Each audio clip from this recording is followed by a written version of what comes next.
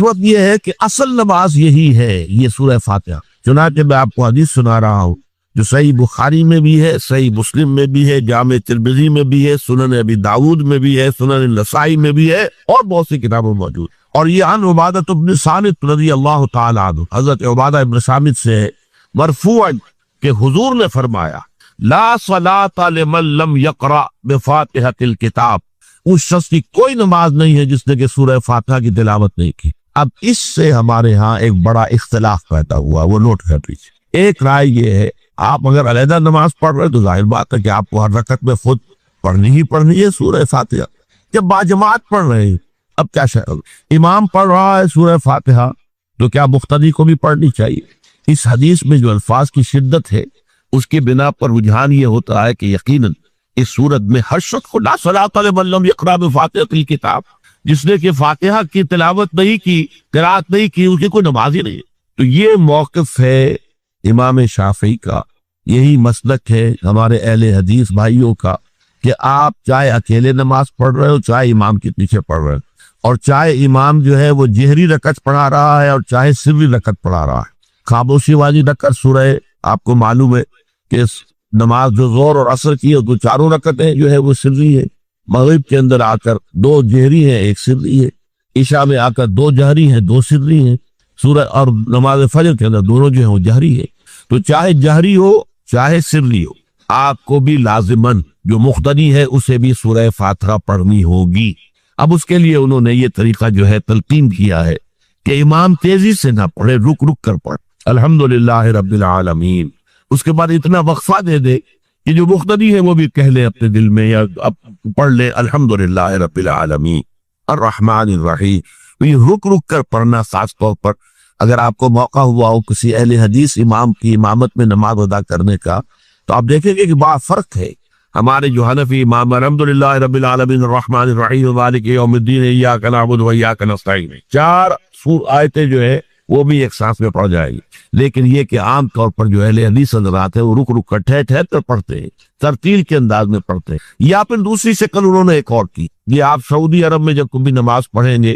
اور آپ پڑھی ہو آپ نے، تو وہاں آپ دیکھیں گے کہ امام جو ہے وہ سورہ فاتحہ پڑھنے کے بعد تو 1 منٹ جو ہے خاموش رہتا، تاکہ آپ اب جو مقتدی ہیں وہ اس وقفے میں وہ اب سورہ فاتحہ پڑھ لیں، پھر وہ قرات کرے گا، کوئی اور آیات اس نے شامل کرنی ہے تو بعد میں شروع کرے گا، درمیان میں وقفہ ہو۔ لیکن ایک مسلک یہ، اور یہ مسلک جو ہے یہ در حقیقت قرآن مجید کی ایک آیت کے اوپر مبنی، سورہ اعراف کے آخر میں فرمایا گیا وَإِذَا قُرِئَ الْقُرْآنُ فَاسْتَمِعُوا لَهُ وَأَنصِتُوا، جب قرآن پڑھا جا رہا ہو تو توجہ سے اسے سنو، خود خاموش رہو۔ اب یہ قرآن مجید کی آیت ہے، اس کے بنا پر ایک رائے یہ ہے کہ آپ امام کے پیچھے سورہ فاتحہ نہیں پڑھیں، پڑھا جا رہا ہے سنو اس کو، خود خاموش رہو۔ اور اس کے لیے وہ دلیل دیتے ہیں کہ یہ شکل ایک وفد کی سی ہے، جیسے کسی بڑی شخصیت کے پاس اگر آپ کا کوئی وفد جاتا ہے، 8-10 افراد ہے، ان میں سپوکس مین ایک ہوتا ہے، وہ بات کرتا ہے، باقی سب لوگ موجود رہتے ہیں، سنتے ہیں۔ اسی طریقے سے امام جو ہے وہ گویا کہ آپ کا نمائندہ ہے، اور وہ پڑھ رہا ہے الحمدللہ رب العالمین الرحمن الرحیم مالک یوم الدین، تو امام کی قرات ہی آپ کی بھی قرات ہو گئی۔ گویا کہ اس آیت سے، اس حدیث سے اختلاف نہیں ہے، اس کی تعبیر سے اختلاف ہے کہ امام کا قرات کر لینا در حقیقت مقتدیوں کی طرف سے بھی قرات۔ اس میں جو حنفی مسلک ہے وہ بہت سخت ہے، اور وہ یہ ہے کہ چاہے سری نماز ہو اور چاہے جہری ہو، ہر کسی بھی حالت میں مقتدی جو ہے وہ سورہ فاتحہ نہیں پڑھے۔ اب اس میں ذرا سا سوال پیدا ہوتا ہے کہ جہری رکعت میں تو اس آیت کا اطلاق ہو جائے گا کہ وَإِذَا قُرِئَ الْقُرْآنُ فَاسْتَمِعُوا لَهُ وَأَنصِتُوا، سری میں تو اس آیت کا اطلاق نہیں ہوتا۔ بہرحال یہ مسلک ہے امام شافعی کا، ایک انتہا پر ہے، ہر صورت میں سری ہو یا جہری ہو آپ کو پڑھنی ہی پڑھنی ہے، اور امام ابو حنیفہ دوسری انتہا پر ہے کہ چاہے سری ہو چاہے جہری ہو کسی شکل میں نہیں پڑھ۔ امام مالک کا مسلک ہے درمیان میں، اور میں اس میں کوئی جھجک محسوس نہیں کرتا کہ میں آپ کے سامنے عرض کر دوں کہ میں اس پر عمل پیرا ہوں۔ وہ کیا ہے؟ جہری نماز میں خاموش رہو اور سنو، اس آیت کا اطلاق ہو جائے گا جب بلند آواز سے پڑھ رہا ہے امام تو پوری توجہ فاستمعوا لہ، اپنی پوری توجہ کو اس کے سننے کے اوپر مرکوز کر دو اور خود خاموش رہو۔ سری رکعت میں البتہ جبکہ وہ بھی خاموشی سے پڑھ رہا تھا، آپ بھی خاموشی سے پڑھ. بہرحال ان چیزوں میں میں نے یہ سب کوئی بیان کیا ہے تو اس سے جو میرا مقصود ہے وہ یہ ہے کہ معلوم ہو جائے کہ اس میں کوئی بڑی بنیادی بات نہیں ہے. نہ یہ کہ جو حنفی ہیں وہ اس حدیث کا انکار کرتے ہوں کہ لا صلاۃ لمن لم یقرأ بفاتحۃ الکتاب، کیسے وہ انکار کریں گے. اور نہ ہی کوئی جو حنبلی ہے یا اہل حدیث ہے وہ قرآن کو اس آیت کا سے جو ہے وہ اختلاف کر سکتا ہے کہ اذا قرئ القرآن فاستمعوا له وانصتوا. لیکن یہ ہے کہ اس کے پھر اس سے جو احکام کا استنباط ہے اس میں اختلاف ہو جاتا ہے. تو اس کو نہیں سمجھنا چاہیے کہ یہ کوئی بہت بڑی اہمیت والی بات ہے. بات کہ جو فرض نماز ہے اصل اہمیت اس کی ہمارے ہاں عام طور پر مذہبی حلقوں میں اور خاص طور پر جو ذرا متصوفانہ انداز کے رنگ کے لوگ ہوتے ہیں وہ فرض کو تو بس ایسے ہی ادا کر لیتے ہیں جیسے بس اس کی کوئی اہمیت نہیں. بلکہ بعض لوگ وہ بھی ہیں کہ وہ فرض کو تب کر دیتے، نوافل پر سارا زور، صرف رات کی نماز پر زور دیا جا رہا ہے. فرض نمازوں یہ ہم نے دیکھے ہیں، ایسے لوگ بالفعل دیکھے. یہ تمام چیزیں جو ہے اس کی راہ نبوت سے انسان کو ہٹا دینے والی. فرض کتنا فرض، نفل کتنا. نوافل کے بارے میں جو ہے شریعت سے ثابت ہے، وہ تہجد بھی نافلۃ لک حضور کے لیے تو لازم تھی، باقی کے لیے لازم نہیں ہے. جو قیام اللیل شروع میں تھا وہ لازم نہیں ہے. ہاں رمضان مبارک میں اس کی تشریق ہے، ترغیب ہے، وہ خاص ایک مہینہ ہے، اس میں دن میں کھانا پینا جو ہے وہ حرام کیا گیا. تو رات کو 2/3 رات یا 1/3 کم سے کم 1/3 رات جاگو اللہ کے قرآن کے ساتھ، اللہ کی کتاب کے ساتھ. تو یہ اصل میں جو توازن ہے یہ جو ہے بہت ضروری. ارأیت اذا صلیت الصلوات مکتوبات، حضور آپ نے دیکھا، غور فرمائیے کہ اگر میں جو فرض نمازیں ہیں وہ ادا کر دوں. اب مثلا ایک حدیث مجھے اور یاد آئی، فرض نماز کی اہمیت کو بیان کرنے کی حضور نے فرمایا جس شخص نے عشاء کی نماز بھی جماعت کے ساتھ ادا کی اور پھر فجر کی نماز بھی جماعت کے ساتھ ادا کی، اس کے لیے پوری رات کا قیام لکھ دیا جائے. فرض کی ہے اذا صلیت المکتوبات الصلوات المکتوبات وصمت رمضان، اور میں روزہ بھی رمضان کے روزے رکھ دو. باقی روزہ رکھنا آپ کی مرضی پر ہے، رکھے ٹھیک ہے، لیکن وہ جو لازم نہیں ہے. نجات کے لیے لازم جو بیس لائن ہے وہ جو عبادات فرض، اس کے بعد جتنا آدمی اضافہ کر سکے. حالات تو بھی دیکھے، بعض حالات ایسے ہوں گے کہ اس میں اصل اہمیت جہاد کی ہو جائے گی، قتال کی ہو جائے گی. اب ایسا حال بھی ہو سکتا ہے کہ اسلامی نظام قائم ہے، اسلامی حکومت قائم ہے، نظام خلافت قائم ہے، تو اب قتال کا معاملہ جو وہ حکومت کے ذمہ ہے، حکومت انتظام کرے گی. اگر کہیں 10,000 آدمی چاہیے، 10,000 آدمی نکل آئے چل جانے کے لیے، تو باقی آرام سے گھر میں سوئیں یا نوافل پڑھیں، ساری رات کھڑے رہے، ٹھیک ہے. یہ تقرب بالنوافل کا موقع ہوگا. لیکن اگر اللہ کا دین جو ہے وہ مغلوب ہے، پامال ہے، اسے پاؤں تلے رودا جا رہا ہے، شریعت کی دھجیاں بکھیری جا رہی ہیں، عوامر کا استہزاء ہو رہا ہے، اور جو منکرات ہیں ان کی تبلیغ ہو رہی ہے، اس وقت آدمی نوافل پہ لگا رہے، وہاں تو فرض ہو جائے گا. امر بالمعروف نہی عن المنکر، جہاد، اس کی جو بھی تقاضے ہو، اس وقت سارے تقاضے اس کو بیان کرنے کا موقع نہیں. اس اصل سے وہ اس فرض کو ترک کر کے نوافل پہ لگیں گے، یہ نوافل کے اوپر دے مارے جائے. اس کو بہت زیادہ نمایاں کرنے کے لیے میں مثال دیتا ہوں. ذرا سوچئے، جب دامن احد میں معرکہ جاری تھا اور صحابہ کی جان پر بنی ہوئی تھی، خود حضور کی جان پر بنی ہوئی تھی، آپ کو معلوم ہے آپ زخمی ہوئے ہیں اور اتنا خون آپ کا بہہ گیا ہے کہ آپ بے ہوش ہو گئے ہیں، اور خبر ہو گئی کہ آپ کا انتقال ہو گیا، شہید ہو گئے. اس وقت اگر کوئی شخص مسجد نبی میں بیٹھا ہوا درود کی تسبیح پڑھ رہا ہو، یا کوئی اور نوافل ادا کر رہا ہو، یا قرآن پڑھ رہا ہو، تو اس کے بارے میں کیا حکم آپ کا ہو؟ پکا منافق. حالانکہ کام تو وہ اچھے کر. درود کی کتنی فضیلت آئی ہے، اور نوافل ہے یا قرآن کا پڑھنے کا ایک ایک حرف کا 10 نیکیوں کا ثواب ہے.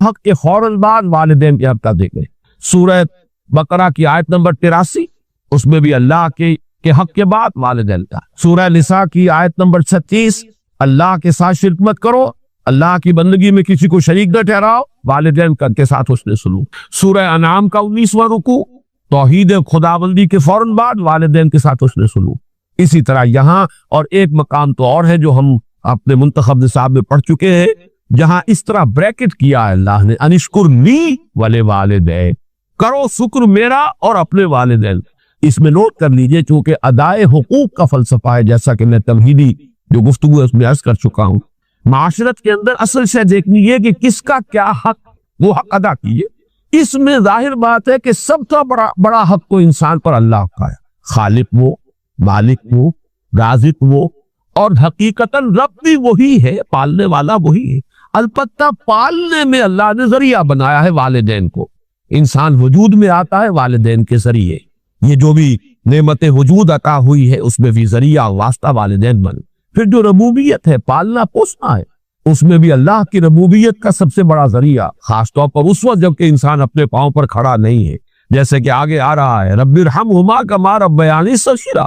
اے رب جب کہ میں بالکل چھوٹا سا تھا، مجھے تو اپنی ضرورتوں کا احساس بھی نہیں تھا، میں اپنی کسی ضرورت کا شعور بھی نہیں رکھتا تھا، انہوں نے میری کیئر کی ہے، مجھے پالا پوتا ہے، میری ضروریات فراہم، یہ میری تکلیف پر خود جاگتے رہے ہیں اور تڑپتے رہے، اپنا پیٹ کاٹا ہے اور مجھے کھلایا ہے. یہ سارا کام جو انہوں نے میرے ساتھ کیا، پروردگار ان کے احسانات کا بدلہ میں نہیں چکا سکتا، تجھے ہی سے درخواست کر رہا ہوں رب ارحمہما کما ربیانی صغیرا. تو معلوم ہوا کہ یہ در حقیقت اسلامی تمدن اور اسلامی معاشرت کا اصول کہ حقوق میں اللہ کے حق کے فوراً بعد بلکہ متصلاً بعد بریکٹ اللہ کے حق کے ساتھ والدین کا حق. یہاں بھی ذرا ایک فرق جو ہے وہ نوٹ کر لے، جہاں بات آئے گی اطاعت کی، اطاعت اللہ کے بعد رسول کی، والدین کی نہیں. والدین کی اطاعت تو مشروط ہوگی، لیکن اللہ کی اطاعت کے ساتھ بریکٹ اطاعت اطیعوا اللہ واطیعوا الرسول. سورہ تغابن میں بھی ہم پڑھتے فَإِن تَوَلَّيْتُمْ فَإِنَّمَا عَلَىٰ رَسُولِنَا الْبَلَاغُ الْمُبِينُ.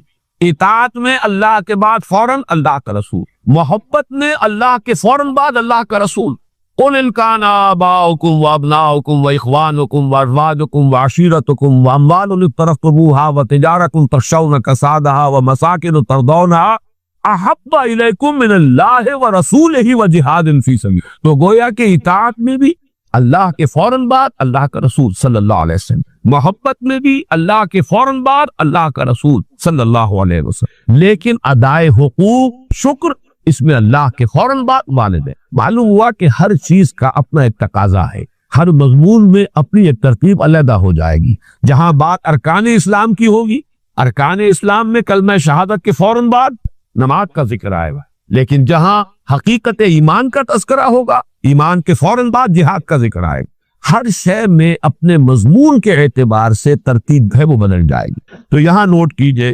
وَقَضَىٰ رَبُّكَ أَلَّا تَعْبُدُوا إِلَّا إِيَّاهُ وَبِالْوَالِدَيْنِ إِحْسَانًا. اب یہاں خاص طور پر جو نوٹ کرنے کی بات ہے وہ یہ ہے کہ در حقیقت یہ بھی معاشرتی استحکام اور خاص طور پر خاندان کے ادارے کے استحکام کے لیے بہت بنیادی ہدایت ہے. میں عرض کر چکا ہوں جب سورہ تحریم کے تمہیدی مضامین ہم بیان ہو رہے تھے، ان پر غور کر رہے تھے کہ خاندان کے ادارے کا استحکام، ایک تو مرد کی سربراہی، الرجال قوامون علی النساء، یہ ایک مثبت حکم ہے، مثبت ہدایت ہے، اس لیے کہ اگر برابر کے دو سربراہ ہو جائیں گے تو وہاں فساد ہوگا، بدنظمی. مرد کی قوامیت، اس کی سربراہی، اس کی حاکمیت. نمبر دو، والدین کے ساتھ حسن سلوک. یہ جو تصور آج کی دنیا میں ہو چکا ہے، جو خاندانی نظام کی چولیں ڈھیلی ہوئی، اس کا اصل سبب یہ کہ والدین بھی اولاد کو اپنی لائبلٹی سمجھتے ہیں، اور پھر اولاد بھی والدین کو اپنی لائبلٹی سمجھتے، ایسیٹس نہیں سمجھتے، بلکہ یہ کہ ایک طرح کا بوجھ. خاص طور پر والدین بوڑھے ہو گئے، اب ان کی دیکھ بھال ہے، ان کی ضرورتیں پوری کرنی ہے، ان کے لیے ادب نہیں ہے، ان سے محبت نہیں رہی مغربی معاشرے کے اندر. اس کے خاندان کے نظام اس طرح اس کی چولیں جو ہے ڈھیلی ہو چکی. اولڈ ہاؤسز بنا دیجئے، اب وہاں پر ان کو ڈال دیجئے. اب ہمارے معمولات میں خامخواہ خلل پڑتا ہے، ہماری پرائیویسی میں خامخواہ یہ دخیل ہوتے ہیں. یہ جو کیفیت ہو چکی ہے در حقیقت یہ بھی گویا کہ اس معاشرے کے فساد اور اس تمدن کی جڑ کاٹ دینے والا. لہذا قرآن مجید نے، جیسا کہ میں اس سے پہلے عرض کر چکا ہوں، کہ جیسے یہ ہال ہے، اس کی لمبائی، چوڑائی، اونچائی، یہ 3 ڈائمنشنز ہیں. اسی طریقے سے خاندان کے ادارے کی پہلی ڈائمنشن رشتہ ازدواج ایک مرد اور ایک عورت کے مابین. یہاں سے تو خاندان کی بنیاد پڑی. اس کے استحکام کے لیے الرجال قوامون علی النساء، مرد جو ہے قوام ہے عورتوں. پھر جب ان کے ہاں اولاد ہوئی، اب سیکنڈ ڈائمنشن ایڈ ہو گئی. اب والدین اور اولاد کا رشتہ ہے، یہ رشتہ مستحکم ہے. اس رشتے کے ضمن میں ہم وہ مثبت اور منفی دونوں پہلو دیکھ چکے ہیں جو ہمارے اس منتخب نصاب میں آ چکے ہیں۔ سورہ تغابن والدین کو ہدایت کی گئی، ان من ازواجکم واولادکم عدو لکم فاعذروہم انما اموالکم واولادکم فتنہ۔ ایک طرف تو خود محتاط رہو ان کی محبت کی وجہ سے کہیں تم اپنی عاقبت برباد میں کر بیٹھنا۔ ان کے لیے جو بھی کرنا ہے اچھے سے اچھا کرو، لیکن حلال کے دائرے کے اندر، اللہ کے حقوق کو، اللہ کی حدود کو قائم رکھے۔ دوسری طرف مثبت حکم دیا گیا، یا ایھا الذین آمنوا قوا انفسکم واہلیکم نارا، اہل ایمان اپنے گھر والوں کو، اہل و عیال کو، اپنے آپ کو بھی، اپنے اہل و عیال کو بھی آگ سے بچاؤ۔ یہ تمہارا مثبت فرض ہے، یہ تمہاری مثبت ذمہ داری ہے۔ تمہیں یہ فرض ادا کرنا ہے کہ ان کو اچھی ان کی تربیت ہو، ان کو اللہ کی طرف، اللہ کے دین کی طرف ان کو رغبت دلاؤ تاکہ ان کی عاقبت سنورے اور وہ آخرت میں جہنم کے عذاب سے بچ سکے۔ اب یہاں جو ہے در حقیقت یہ دوسری ڈائمنشن آ رہی ہے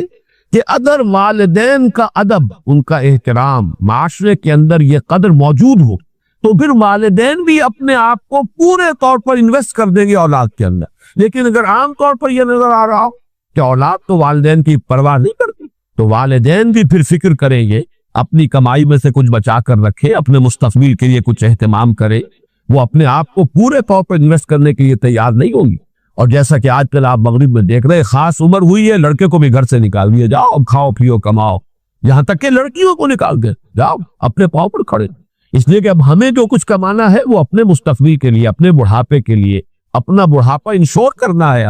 ہمیں اس کے لیے آسائشوں کا اہتمام کرنا ہے۔ ہم تمہیں اب اپنی لائبلٹی نہیں سمجھ سکتے۔ اللہ کا فضل و کرم ہے کہ ہمارے مشرقی معاشرے میں ابھی تک وہ اقدار موجود ہے کہ والدین بھی اپنے آپ کو بالکل لیا انویسٹ کرتے ہیں اولاد میں، اعتماد کرتے ہیں۔ اس لیے کہ اولاد بھی بالعموم یہ شکل ابھی ہمارے معاشرے میں موجود ہے کہ بڑھاپے میں والدین کے وہ کا سہارا بنتے ہیں، ان کے لیے، ان کی خدمت کرنے کے لیے اپنی امکانی حد تک قبر بستہ رہتے ہیں۔ تو یہ بھی در حقیقت باہمی اعتماد، خاندانی کے ادارے کے استحکام کا ایک بہت بڑا ذریعہ، وہ بات ہے جو یہاں تفصیل سے آ رہی ہے۔ وَقَضَىٰ رَبُّكَ أَلَّا تَعْبُدُوا إِلَّا إِيَّاهُ وَبِالْوَالِدَيْنِ إِحْسَانًا، والدین کے ساتھ حسن سلوک۔ اور اس مقام پر، اس مضمون پر، یہ مقام ذروۂ سنام ہے قرآن مجید۔ جتنی تاکید یہاں آئی ہے اور جتنے اسلوب کے ساتھ اس کو بیان کیا گیا ہے یہاں، واقعہ یہ ہے کہ یہ ذروۂ سنام چوٹی ہے قرآن مجید کی اس موضوع۔ اِمَّا يَبْلُغَنَّ عِندَكَ الْكِبَرَ أَحَدُهُمَا أَوْ كِلَاهُمَا، اگر پہنچ ہی جائیں تمہارے پاس کبر، بڑی عمر کو، بڑھاپے کو، احدہما، ان دونوں میں سے کوئی ایک، او کلاہما، یا وہ دونوں،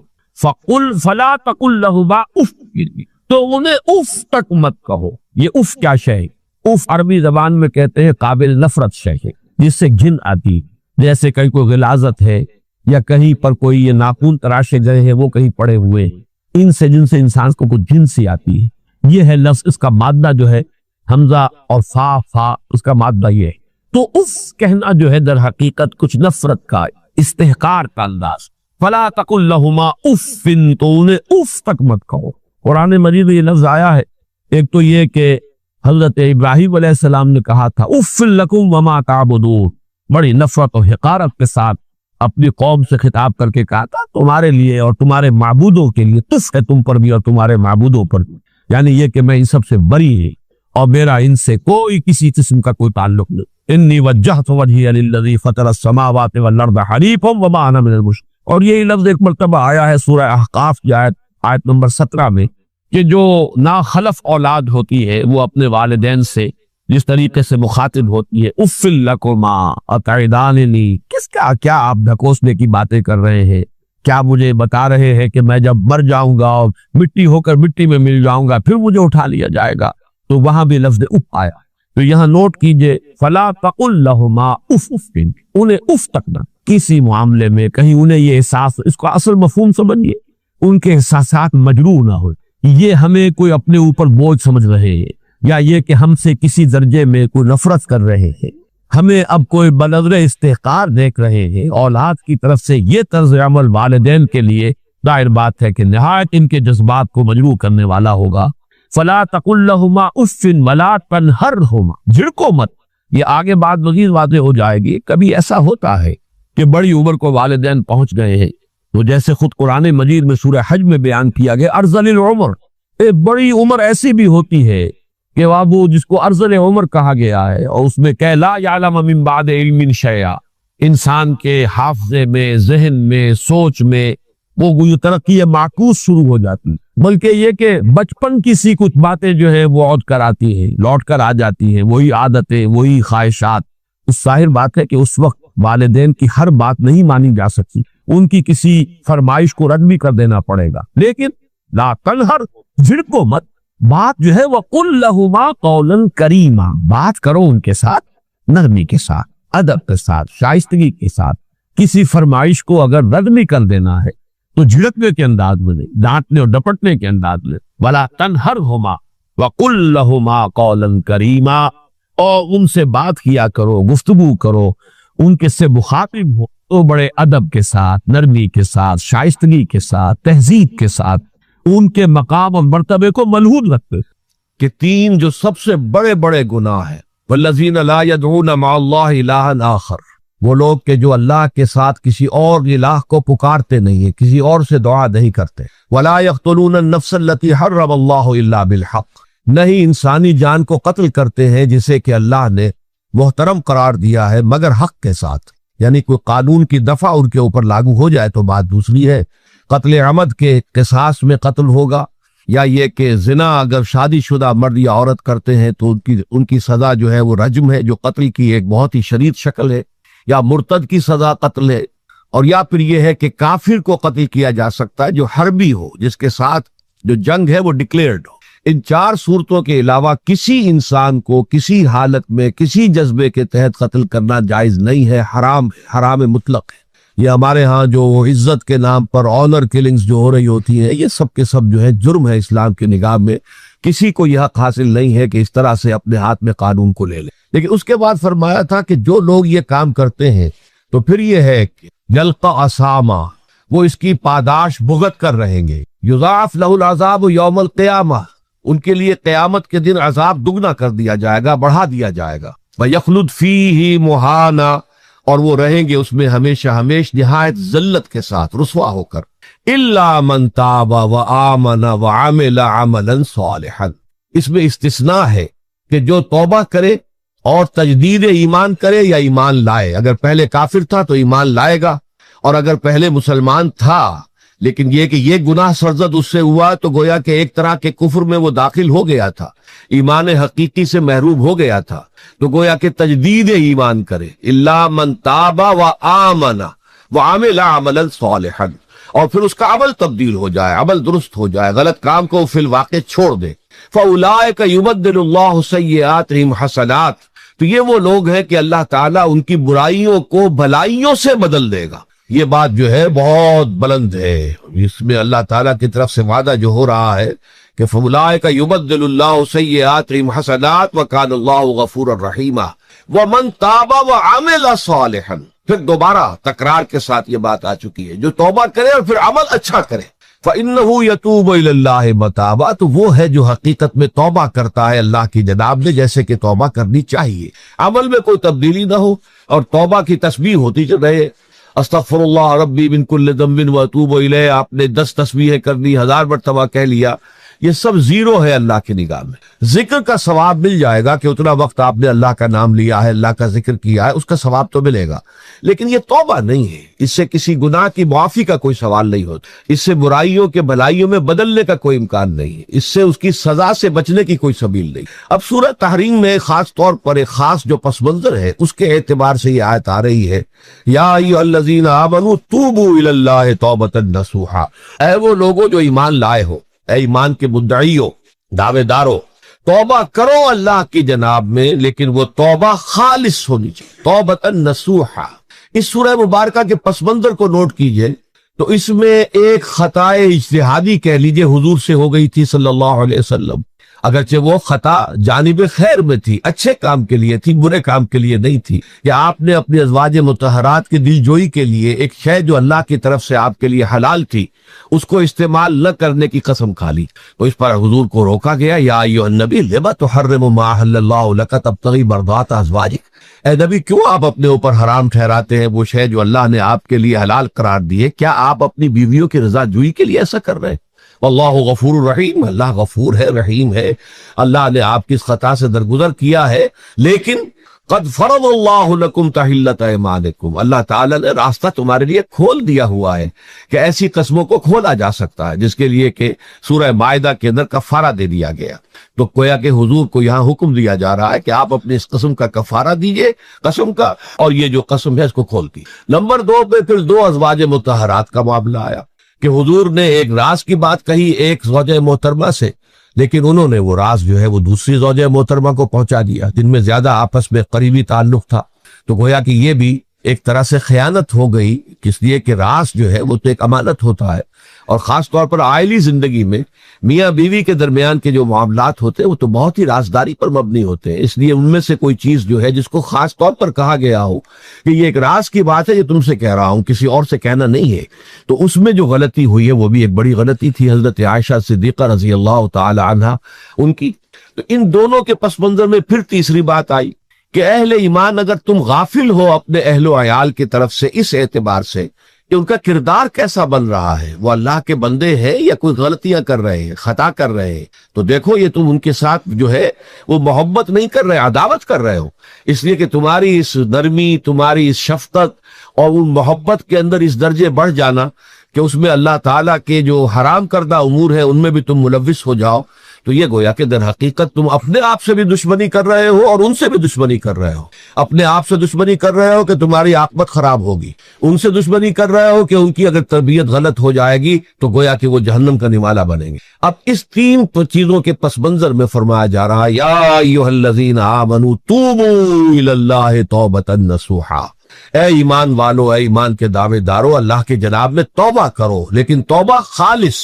نصوحا۔ پہلی بات تو یہ جانیے، یہ میں نے بھی یقیناً پہلے بھی عرض کیا ہوگا لیکن دہرانے میں کوئی حرج نہیں ہے، عربی زبان میں یہ 2 الفاظ بہت قریب ہیں، آبا یعوب اوبن اور تابا یتوب توبن یا توبتن۔ آبا یعوب اوبن بھی ہوتا ہے واپس لوٹنا، لیکن یہ ہے کسی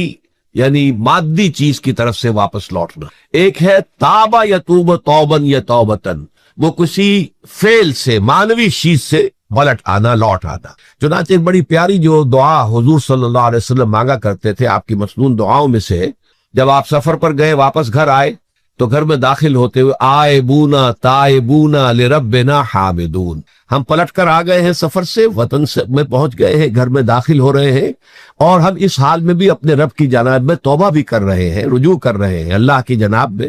اور اپنے رب کی حمد کرتے ہوئے داخل ہو رہے ہیں۔ آئبونا تائبونا لربنا حامدون۔ اسی طرح آپ بازار جائیں، اس کے بعد اپنے گھر میں داخل ہو تو یہ دعا پڑھیں، تو یہ گویا یہ بہت ہی ایک یوں سمجھیے مبارک، بہت سی اس کے اندر برکات ہوں گی۔ تو اس میں بھی لفظ آبا یعوب اوبن، تابا یتوب توبن، یہ دونوں کے بہت قریب آ گئے، آئبونا تائبونا لربنا حامدون، توبو الی اللہ۔ اب الہ کو نوٹ کیجئے، یہ توبہ کا لفظ بھی بہت سے ایسے الفاظ میں سے عربی زبان کے، جیسا کہ اس سے پہلے ہم دیکھ چکے ہیں کہ ایک لفظ ہے رغبہ، رغبہ رغبت جسے اردو میں ہم بولتے ہیں، رغبہ الہ ہوگا تو کسی شے کی طرف رجحان ہونا، اس کی طلب پیدا ہو جانا، اس کی خواہش پیدا ہو جانا، اور رغبہ عن ہوگا تو کسی چیز سے متنفر ہو جانا، دور ہٹ جانا، دور چلے جانا۔ ورب ایک ہی ہے، پریپوزیشن کی چینج سے بالکل برعکس نتیجہ نکل آیا۔ ومن رغب عن سنتی فلیس منی، جسے میری سنت پسند نہیں ہے، جو اس سے ہٹتا ہے، پیچھے ہٹتا ہے، اس کو ترک کرتا ہے، اس کا مجھ سے کوئی تعلق ہے۔ اسی طرح مالا یمیل و میلن، مالا الہ کسی شے کی طرف مائل ہونا، مالا عن اس شے سے ہٹ جانا، پیچھے ہٹ جانا، نفرت ہو جانا۔ اسی میں وہ لفظ تھا سا فقط سقط قلوبکما، تمہارے دل جو ہے وہ تو مائل ہو ہی گئے ہیں۔ سغا بھی الہ ہوگا تو اس کے معنی کسی شے کی طرف مائل ہو جانا، عن ہوگا تو کسی شے سے متنفر ہو جانا۔ تو وہاں میں عرض کر چکا تھا وَلَقَدْ سَقَطْ قُلُوبُكُمَا، تو اے نبی کی دونوں بیویوں، تمہارے دل تو یقیناً اللہ کی طرف مائل ہو چکے ہیں، توبہ کی طرف مائل ہو چکے ہیں، لیکن زبان سے یہ کہتے ہوئے کہ حضور معاف کر دیجیے، غلطی ہو گئی، یہ اس میں ذرا حجاب آ رہا ہے۔ ظاہر بات ہے شوہر اور بیوی کے درمیان جس طرح کا تعلق ہوتا ہے تو اس میں یہ کہ بسا اوقات اپنی غلطی کو واضح الفاظ میں تسلیم کرنے میں کچھ ہچکچاہٹ سی ہوتی ہے، تو وہ ایک کیفیت تھی کہ تمہارا دل تو مائل ہو چکا ہے، لیکن یہ کہ تم ذرا زبان سے بھی کہو، اقرار کرو۔ اسی طریقے سے یہ لفظ توبہ ہے توبہ الہ ہے کسی کی جناب میں توبہ کرنا. جب اللہ تعالیٰ کی طرف توبہ کا لفظ آئے گا تو توبو الی اللہ توبۃ نصوحا، اللہ کی جناب میں توبہ کرو. اور جب اللہ تعالیٰ توبہ کرتا ہے، یہ لفظ جو ہے دو طرف استعمال ہوتا ہے. تواب بندہ بھی ہے، تواب اللہ بھی ہے. اللہ تواب ہے، بہت توبہ کا قبول کرنے والا. بندہ تواب ہے، بہت زیادہ توبہ کرنے والا. وہ حدیث میں آپ کو سنا چکا ہوں، کل بنی آدم خطاؤن وخیر الخطائین التوابون. تمام بنی آدم نہایت خطا کار ہے، گناہ گار ہے، غلطیاں ہوتی ہیں، خطائیں ہوتی ہیں، لیکن ان خطا کاروں میں بہتر لوگ وہ ہیں جو بہت توبہ کرنے والے، رجوع کرتے، پلٹتے ہیں، ان میں پشیمانی پیدا ہو جاتی ہے اور وہ اللہ تعالیٰ کی جناب میں رجوع کرتے ہیں تو وہ تواب ہے، بہت زیادہ توبہ کرنے والے. لیکن اللہ کی جناب میں توبہ جب بندہ کرتا ہے تو وہ الہ آئے گا، تابہ الہ، اس نے توبہ کی اللہ کی جناب میں. اللہ توبہ کرتا ہے یعنی اللہ تعالیٰ جو ہے اپنی نظر شفقت اور نظر رحمت جو پھیرنی تھی اس نے کہ ایک بندے نے گناہ کیا ہے، میرے حکم کی جو ہے خلاف ورزی کی ہے، معصیت کا ارتکاب کیا ہے، تو اللہ تعالیٰ اپنی رحمت اور شفقت کی نگاہ اس سے ہٹا لیتا ہے. لیکن جب بندہ توبہ کرتا ہے تو پھر اللہ تعالیٰ بھی رجوع فرماتا ہے اور اپنی شفقت اور رحمت اور مغفرت کے ساتھ بندے کی جانب متوجہ ہو جاتا ہے. لیکن وہاں تابہ اعلیٰ آئے گا، تب علینا، اے پروردگار ہماری توبہ کو قبول فرما. وہ الہ کے ساتھ آئے گا. ہم جب توبہ کریں گے تو الہ کے ساتھ آئے گا. تو یہاں فرمایا توبو الی اللہ، اللہ کی جناب میں توبہ کرو، پلٹو، رجوع کرو. اور توبۃ نصوحا، خالص توبہ. اس کی جو وضاحت تھوڑی سی میں ابھی کر چکا ہوں کہ خالص توبہ سے مراد کیا ہے. یہ نہیں کہ بس توبہ کی ورد ہو رہا ہے اور توبہ جو ہے وہ اس کے کلمات زبان سے ادا کیے جا رہے ہیں. بعض لوگ ہیں وہ جو آیت کریمہ ہے اس کا 1.25 لاکھ کا ہو رہا ہے، ورد ہو رہا ہے، کتنا ہو رہا ہے، اس کی تسبیح پڑھ رہے. اس سے کچھ نہیں ہوتا جب تک کہ دل کے اندر گناہ سے نفرت پیدا نہ ہو جائے، حقیقی پشیمانی نہ ہو کہ یہ مجھ سے بہت غلط حرکت سرزد ہوتی رہی ہے، پختہ ارادہ نہ ہو کہ آئندہ یہ کام نہیں کروں گا یا کروں گی، اور یہ کہ بالفعل بھی اس کام کو چھوڑ دے. یہ 3 شرطیں کم سے کم ہے ان چیزوں میں کہ جو حقوق اللہ میں سے، اللہ تعالیٰ کے حقوق، ان میں کوتاہی ہوئی ہے، ان میں غلطی ہوئی ہے، اس میں انسان نے کسی معصیت کا ارتکاب کیا ہے. تو 3 شرطیں. حقیقی پشیمانی نمبر 1، جس کے لیے میں نے اقبال کا شعر آپ کو سنایا تھا جو بالکل نوجوانی کے دور میں انہوں نے کہا تھا. اور کسی، اب میں نام بھول رہا ہوں، کوئی بہت بڑے شاعر جو استاذ تھے، اساتذہ، استاذ الشعراء، انہوں نے کہا تھا کہ میاں صاحبزادے اس عمر میں، اور یہ شعر اس قدر اونچا شعر ہے کہ موتی سمجھ کے شان کریمی نے چن لیے قطرے جو تھے میرے عرق انفعال کے. انفعال کہتے شرمندگی کو، کہ میں جب شرمندہ ہوا کہ میں اللہ کی جناب میں یہ کیا حرکت کر بیٹھا، تو اس سے میرے پیشانی پر جو پسینے کے قطرے رونما ہوئے، اللہ تعالیٰ نے ان کو موتی سمجھ کے چن لیا. اللہ تعالیٰ کو بندے کی توبہ سے اتنی خوشی ہوتی ہے. وہ حدیث بھی میں آپ کو سنا چکا ہوں کہ تم اندازہ کرو، ایک شخص ہے کہ جو ایک ریگستان میں لقودق صحرا میں سفر کر رہا تھا. اس کا ایک اونٹ تھا جس پر وہ سفر کر رہا تھا، اسی پر اس کا جو بھی راستے کا کچھ کھانا وانا تھا، خوراک تھی، وہ بھی اس کی پوٹلیاں بھی تھی اور پانی کی چھاگل بھی بندھی ہوئی تھی. تھوڑی دیر کے لیے وہ ایک درخت کے سائے میں بیٹھ گیا استراحت کے لیے. وہ اسی میں آنکھ لگ گئی اس کی. اب جب آنکھ کھلی تو دیکھا کہ اونٹ غائب ہے. اب اونٹ گویا کہ اس کی زندگی کا واحد سہارا، کہاں جائے گا بغیر اونٹ کے. اس دوڑا دائیں بائیں، شمال جنوب مغرب مشرق، سب میں کہیں جہاں تک وہ کر سکتا تھا اسے کہیں اونٹ نظر نہیں آیا. تو پھر وہ اسی درخت کی سائے میں آ کر بیٹھ جاتا ہے موت کے انتظار میں کہ اب تو موت ہی آئے گی، نہ کھانے کو کچھ، نہ پینے کو پانی، نہ سواری کہ میں کہیں یہاں سے نکل سکوں. اچانک دیکھتا ہے کہ وہ اونٹ تو کھڑا ہوا ہے اور وہ سامان بھی موجود ہے. تو اس میں فرط مسرت کی وجہ سے خوشی اتنی شدید ہوتی ہے اسے کہ وہ کہنا تو یہ چاہتا ہے اللہ میں تیرا بندہ ہوں، تو میرا رب ہے، لیکن وہ کہہ یہ بیٹھتا ہے اللہ میں تیرا رب ہوں، تو میرا بندہ ہے. یعنی اتنا وہ اپنے اس میں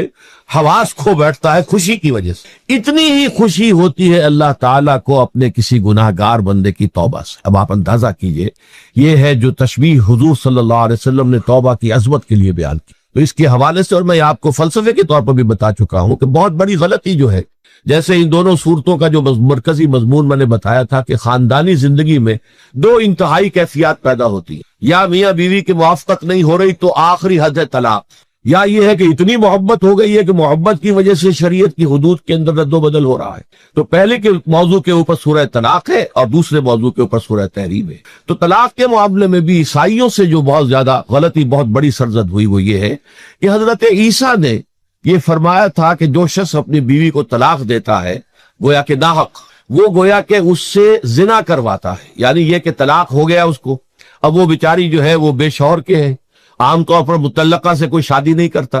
تو اب اس کے فتنے میں مبتلا ہونے کا امکان موجود ہے، وہ زناکاری پر آمادہ ہو سکتی ہے، تو جس شخص نے اسے غلط طلاق دی تھی در حقیقت وہ ذمہ دار ہوگا اس زناکاری کا جو وہ کر رہی ہے۔ یہ اصل میں ایک اخلاقی تعلیم تھی جس کو کہ انہوں نے قانونی سمجھ لیا اور طلاق کا دروازہ بند کر دیا، حالانکہ شریعت موسوی میں طلاق کا راستہ کھلا تھا جیسے شریعت محمدی میں، یا اگر کوئی صورت ایسی ہے کہ مزاج نہیں مل رہا ہے تو ٹھیک ہے، علیحدہ ہو جاؤ، سیپریشن کا راستہ کھلا ہوا ہے۔ اگرچہ اللہ کو حلال چیزوں میں سب سے زیادہ ناپسند طلاق ہے، اللہ چاہتا یہی ہے کہ یہ بندل بن جائے تو بنا رہے ساری عمر، لیکن یہ کہ یہ بھی نہیں ہے کہ گھر کے اندر چخ چخ ہوتی رہے، چپکنش چلتی رہے، گھر کے اندر چین نہ رہے، راحت نہ رہے، باہمی اعتماد نہ ہو اور پھر بھی وہ بندل بنا رکھا جائے، اس کو کوئی فائدہ نہیں۔ تو قانون وہ تھا لیکن اخلاقی تعلیم یہ تھی، جیسے حضور نے فرمایا ابغض الحلال عند اللہ الطلاق، لیکن ساتھ ہی میں نے وہ حدیث بھی آپ کو سنا دی کہ جو شخص اپنی بیوی کی جو بھی اس کی روش ہے اس سے سخت نالاں ہے، شکایتیں کرتا پھرتا ہے دوسروں سے، طلاق نہیں دیتا، تو اللہ تعالیٰ اس کی دعا سنتا ہی نہیں کہ جب میں نے تمہارے لیے راستہ کھلا ہوا تھا وہ تم اختیار نہیں کر رہے۔ تو یہی معاملہ در حقیقت عیسائیوں نے اس حد تک بڑھایا کہ حضرت آدم اور حوا سے جو خطا ہو گئی تھی وہ خطا جو ہے وہ تو ہر انسان دنیا میں جو آتا ہے تو خطا کار ہے، وہ اپنے آباء و اجداد، اپنے اماں حوا اور اپنے ابا آدم کی خطا لے کر اپنے ساتھ پیدا ہو رہا ہے، تو گناہ گار ہے۔ Man is sinful from the very birth. اب اس کا کیا علاج ہو پھر؟ وہ تو اس کا علاج ڈھونڈا کہ اللہ نے اپنا اکلوتا بیٹا زمین پر بھیج کر اور اسے ان لوگوں کی طرف سے کفارہ بنا لیا کہ جو ہمارے اس بیٹے پر ایمان لیا۔ یہ سارا عقیدہ بناء فاسد علی الفاسد کیوں ہوا؟ کہ توبہ کے بارے میں تصور ان کا غلط ہو گیا۔ اللہ قرآن مجید نے واضح کیا کہ غلطی تو ہوئی تھی حضرت آدم و حوا سے، شیطان کے بہکانے میں آ گئے تھے، لیکن یہ کہ پھر انہوں نے توبہ کی، اللہ نے تاب علیہ، اللہ نے اس کی توبہ قبول فرما لی۔ فتلقى آدم من ربہ کلمات فتاب علیہ، تو آدم نے اپنے رب سے کچھ کلمات سیکھ لیے، پشیمانی تو ہو گئی تھی، شرمندگی ہو گئی تھی، لیکن الفاظ نہیں مل رہے تھے، کن الفاظ میں اللہ کی جناب میں توبہ کروں۔ اللہ کی کمال شفقت کے اللہ نے وہ الفاظ بھی انہیں تلقین کر دیے جو سورہ اعراف کے اندر بیان ہوئے ہیں، ربنا ظلمنا انفسنا وان لم تغفر لنا وترحمنا لنکونن من الخاسرین، اللہ نے توبہ قبول فرما لی، فتاب علیہ۔ اب جو بچہ پیدا ہو رہا ہے نسل آدم کا، وہ کوئی اپنے جد امجد جو ہے حضرت آدم اور حضرت حوا کے گناہ کی پوٹ لے کر نہیں آتا ہے، وہ تو کل مولود یولد علی الفطرہ، فطرت الاسلام پہ پیدا ہوتا ہے۔ تو توبہ کی در حقیقت جو عظمت اور حقیقت ہے ہمارے دین میں، اس کو نہ سمجھنے سے بھی بہت بڑی غلطیاں لوگوں سے ہو جاتی ہے، اور تاریخ انسانی میں اتنی بڑی بڑی غلطیاں ہوئی۔ طلاق کے معاملے میں بھی عیسائیوں نے پھر یہ کیا کہ سوائے اس کے کوئی شکل نہیں ہے کہ بیوی زناکار ہو تو پھر تو طلاق ہو جائے گی، سیپریشن ہو جائے گی، لہذا جو طلاق دینا چاہتے تھے وہ ایسے مواقع پیدا کرتے تھے کہ بیوی زنا کرے، یا یہ کہ جھوٹی گواہیاں فراہم کرتے تھے زناکاری کی اور پھر اس سے چھٹکارا حاصل کرتے تھے۔ اس کے بغیر چھٹکارا حاصل کرنے کی کوئی شکل نہیں تھی۔ اس میں بڑے بڑے افسانے جو ہیں وہ مغربی لٹریچر کے اندر آپ کو ملیں گے کہ عورت سے نجات پانے کے لیے انہیں پھر یہ کرنا پڑتا کہ جھوٹے طور پر جھوٹا الزام تہمت لگا کر اس کے اوپر زنا کا الزام ثابت کرے، یا یہ ہے کہ اسے واقعتاً خود ایسے حالات میں ڈال دے کہ وہ زانیہ بن جائے اور پھر اس سے نجات حاصل۔ یہ گویا کہ پھر وہی بنائے فاسد علی الفاسد، ایک غلط بات کے اوپر دوسری غلط بات کہی۔ تو توبوا الی اللہ توبۃ نصوحا، توبہ کرو اللہ کی جناب میں جو کہ خالص توبہ۔ خالص توبہ میں 3 شرائط میں نے بیان کر دی کہ اگر اللہ کے حقوق میں معاملے میں کبھی بیشی ہوئی ہے تو پھر یہ ہے کہ پشیمانی حقیقی، عزم مصمم دوبارہ نہیں کروں گا نہ کروں گی، اور نمبر 3 یہ کہ ایک مرتبہ اس گناہ کو لازماً چھوڑ دینا۔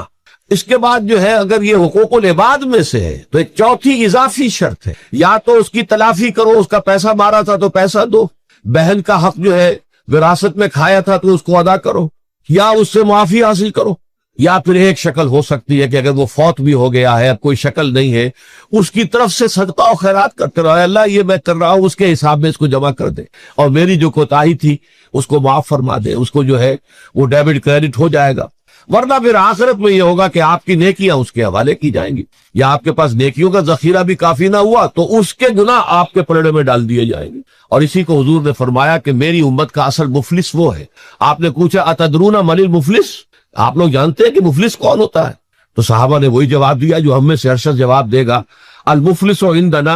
من لا درہم لہ ولا دینار، ہمارے نزدیک ہم مفلس اس کو کہتے ہیں جس کے پاس درہم و دینار نہیں ہے، روپیہ پیسہ نہیں ہے۔ حضور نے فرمایا نہیں، میری امت کا مفلس وہ ہوگا جو قیامت کے دن حاضر ہوگا، بہت سی نمازوں کی وہ پنڈ لے کر آئے گا، وہ گٹھڑی لے کر آئے گا، گٹھڑا لے کر آئے گا، اور روزوں کا اور اس کا اور حجوں کا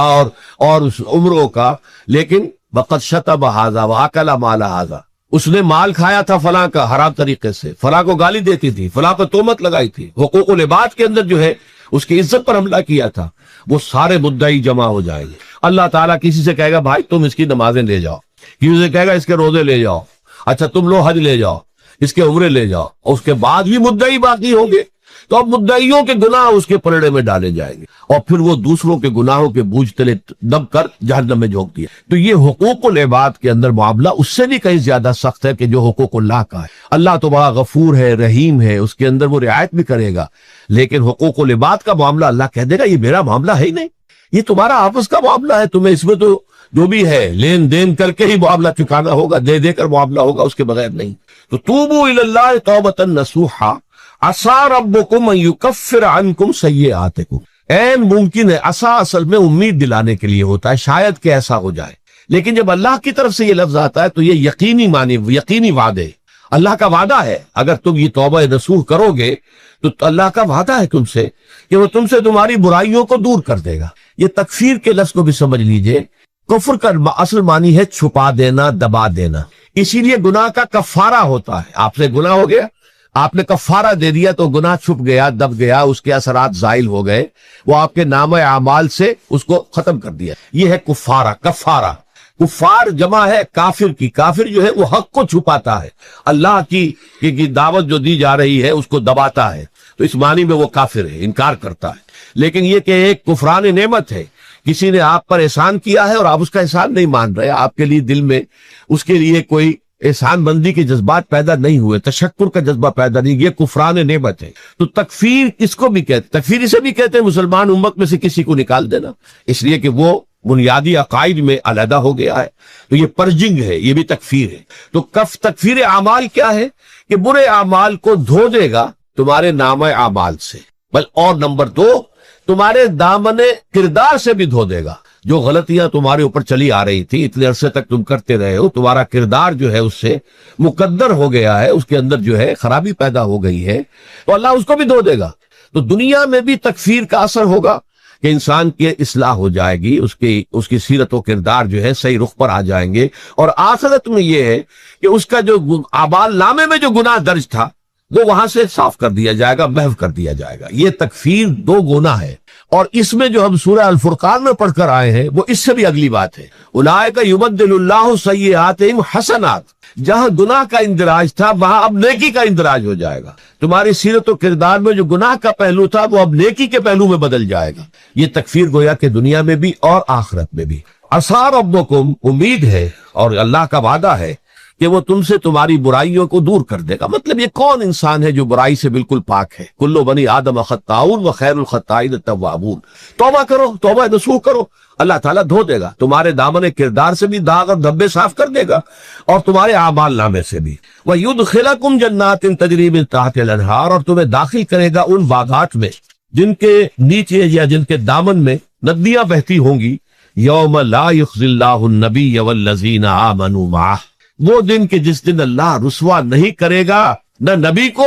اور نہ ان کو جو ان کے ساتھ ایمان لائے۔ ان کے ساتھ ایمان لانے، ظاہر بات ہے انبیاء کے رسوا ہونے کا تو کوئی سوال ہی نہیں، یہاں اس کا ذکر جو ہے وہ تو صرف بطور تذکرہ کر دیا گیا، ورنہ اصل کیا ہے، جو نبی کے ساتھ ایمان لائے۔ اور نبی کے ساتھ ایمان لانے والوں میں درجہ اول کے لوگ وہ ہیں جو صحابہ کرام ہیں، جو حضور کے زمانے میں تھے، حضور کے ساتھ دیا انہوں نے اپنے جان و مال سے حضور کے مشن کو تقویت پہنچائی، جہاں حضور کا پسینہ گرا وہاں اپنی خون کی ندیاں بہا دی، اپنی جانیں دے دی، تو وہ ہے اولین۔ لیکن اللہ تعالی ہمیں بھی ان میں شامل کرے، اس لیے کہ جیسے کہ سورہ بقرہ کی جو آخری سے پہلی آیت ہے اس کے اندر بیان فرمایا گیا کہ آمن الرسول بما انزل الیہ من ربہ والمؤمنون، ایمان لائے رسول محمد صلی اللہ علیہ وسلم اس چیز پر کہ جو ان کے اوپر ان کے رب کی طرف سے نازل کی گئی، اور ایمان لائے صاحب ایمان، وہ صاحب ایمان سب کا سب شامل ہو جائے۔ تو قیامت کے دن اللہ تعالیٰ رسوا نہیں کرے گا، یوم لا یخزی اللہ النبی والذین آمنوا معہ،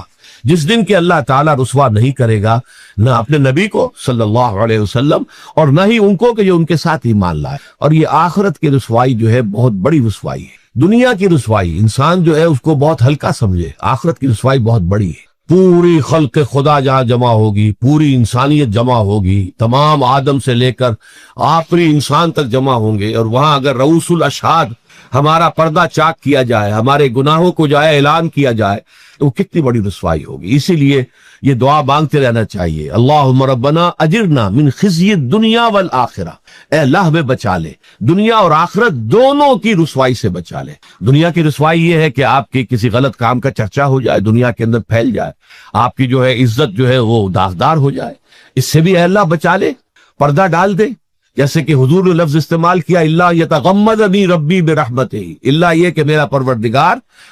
مجھے اپنی رحمت کی چادر تلے ڈھانپ لے. اللہ تعالیٰ دنیا میں بھی ہمیں ڈھانپے رکھے اور آخرت میں بھی ڈھانپ لے. تو یہ خزی دنیا